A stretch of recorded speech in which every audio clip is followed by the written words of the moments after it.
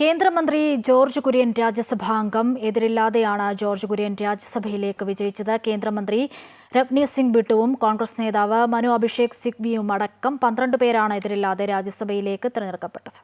മധ്യപ്രദേശിൽ നിന്നാണ് ജോർജ് കുര്യൻ രാജ്യസഭയിലേക്ക് മത്സരിച്ചത്. 12 സീറ്റുകളിലും ഓരോ സ്ഥാനാർത്ഥികൾ മാത്രമാണ് മത്സരരംഗത്തുണ്ടായിരുന്നത്. 12 സീറ്റുകളിൽ 11ലും NDA വിജയിച്ചു. BJP 9 സീറ്റുകളിലും ഘടകകക്ഷികൾ 2 സീറ്റുകളിലുമാണ് സ്ഥാനാർത്ഥികളെ നിർത്തിയത്. തെലങ്കാനയിൽ നിന്ന് മത്സരിച്ച കോൺഗ്രസ് നേതാവ് മനു അഭിഷേക് സിംഗ്വിയും തെരഞ്ഞെടുക്കപ്പെട്ടു. കേന്ദ്രമന്ത്രി നവനീത് സിംഗ് ബിട്ടു രാജസ്ഥാനിൽ നിന്ന് വിജയിച്ചു. കോൺഗ്രസ് നേതാവ് KC വേണുഗോപാൽ രാജിവെച്ച സീറ്റിലാണ് ഇവിടെ രാജ്യസഭാ തെരഞ്ഞെടുപ്പ് നടന്നത്. മഹാരാഷ്ട്രയിൽ ഒഴിവുള്ള 2 സീറ്റുകളിൽ ഒരെണ്ണത്തിൽ ധൈര്യശീൽ പട്ടേൽ BJPക്കായി മത്സരിച്ചപ്പോൾ അവശേഷിക്കുന്ന സീറ്റിൽ അജിത് പവാർ വിഭാഗം NCPയുടെ നിതിൻ പാട്ടീലാണ് നാമനിർദ്ദേശ പത്രിക നൽകിയത്.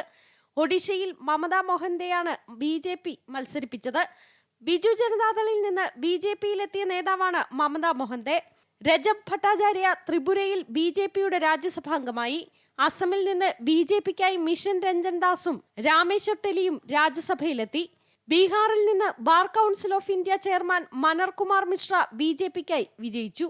ഇവിടെ ഒഴിവുള്ള മറ്റൊരു സീറ്റിൽ മുൻ കേന്ദ്രമന്ത്രിയും രാഷ്ട്രീയ ലോക് മോർച്ച നേതാവുമായ ഉപേന്ദ്ര കുഷാഖ് NDAക്കായി വിജയം നേടി. 11 അംഗങ്ങൾ കൂടി വരുന്നത് രാജ്യസഭയിൽ NDAയുടെ ശക്തി വർദ്ധിപ്പിക്കും. അമൃത ന്യൂസ്, ന്യൂഡൽഹി.